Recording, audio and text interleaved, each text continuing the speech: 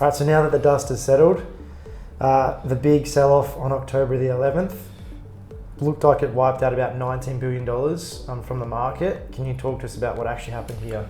Yeah, look, that session was framed as one of the largest losses in crypto history. And there was a lot, it all was sparked off of one tweet from Donald Trump, as it usually is.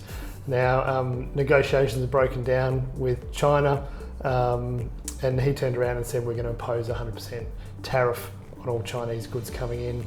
China immediately retaliated with some restrictions around rare earth metals, and then obviously all the traders kicked in and took risk off.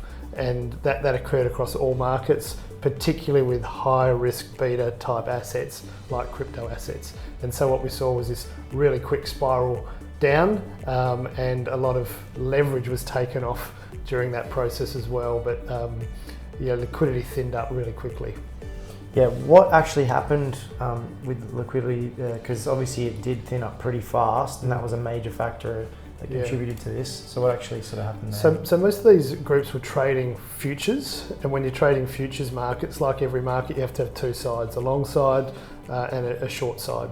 And there's a lot of liquidity from investors that go into the short side because majority of the crypto markets are thinking long, and particularly around October, everyone was thinking the markets were going to push up and thinking the term Uptober.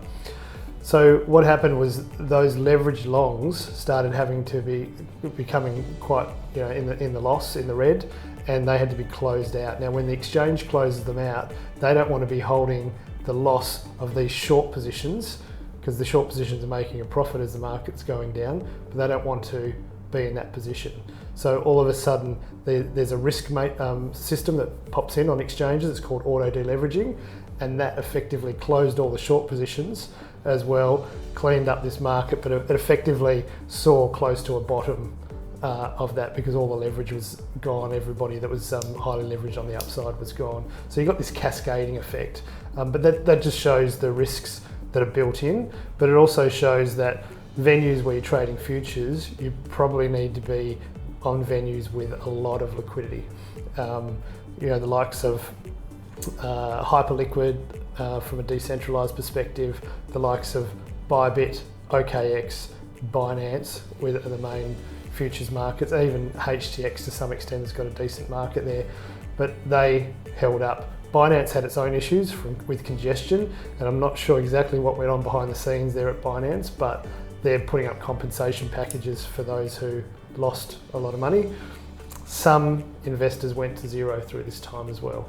So that is really interesting to see. And I think the other thing that really came out of this was insider trading, because there was some decentralized positions that were placed to short the market within moments of Donald Trump's tweet, and they were significant and they made significant profits. So I'm sure there's blockchain investigators that'll work out who was behind the trades, but at this stage it looks like it's somebody with inside the Trump administration that profited significantly by placing these positions down just before that tweet. So pretty complex, but it really showed that it's still a nascent market, that crypto is still seen as a beta asset, high risk asset, and that liquidity can be thin at times, but at least we've seen the risks protected and the risk processes kick in at the right times on many of these exchanges.